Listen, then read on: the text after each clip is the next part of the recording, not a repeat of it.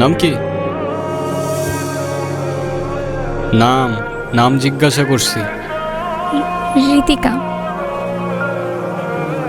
সুন্দর নাম তো, কে রাখছো? বাবা। এরে কি? টিফিন। দেখতো কে বানাইছে? হ্যাঁ, পিঠা কে বানাইছে? মা। তোমার মাকে বললো মজা হয়েছে।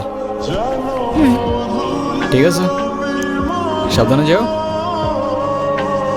রাস্তায় কেউ ডিস্টার্ব করলে আমার জানাও কিন্তু, ঠিক আছে? চল।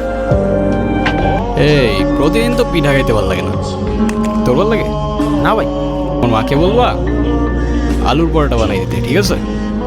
আচ্ছা ঠিক আছে, যাও। দেখেন, আপনি প্রতিদিন আমার পিছু করেন, আমার এটা খুব খারাপ লাগে। প্লিজ এটা আর করেন না, আমার বাবা জানলে আমার অনেক প্রবলেম হবে।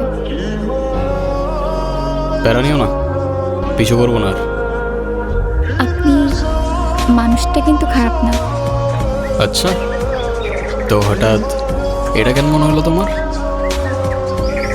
জানি না, কিন্তু আপনি এসব কেন করেন? আমার কিছু করার ছিল না ঋতিকা। আমি আশা করবো আজকের পর থেকে আপনি না আমার পিছু করবেন, না কোনো যোগাযোগ রাখবেন, আর না আমার সামনে আসবেন। আমাকে মাফ করবেন, আমি মানুষ চিনতে ভুল করে ফেলছি। ঋতিকা তুমি শুধু একবার বলো এসব তোমার অনিচ্ছা হইতেছে, আমি সব ঠিক করে দেবো। এটা করো না ঋতিকা, না তুমি ভালো থাকবা না আমি। আরে আজব কিছু বলতেছো না কেন?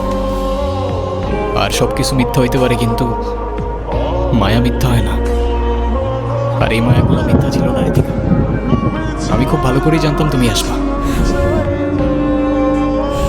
কিন্তু তুমি বিশ্বাস করবা কিনা জানি না, এসব কোনো কিছুই আমি জেনে বুঝে করি নাই।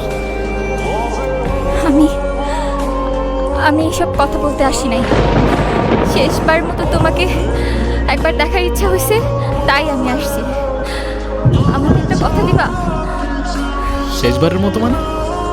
আমি তোমাকে বলছি, আমার একটা কথা দিবা তুমি? আরে বলো না তুমি কি করতে হবে। কখনো কারণ মায়ের জন্য নিজে ক্ষতি করে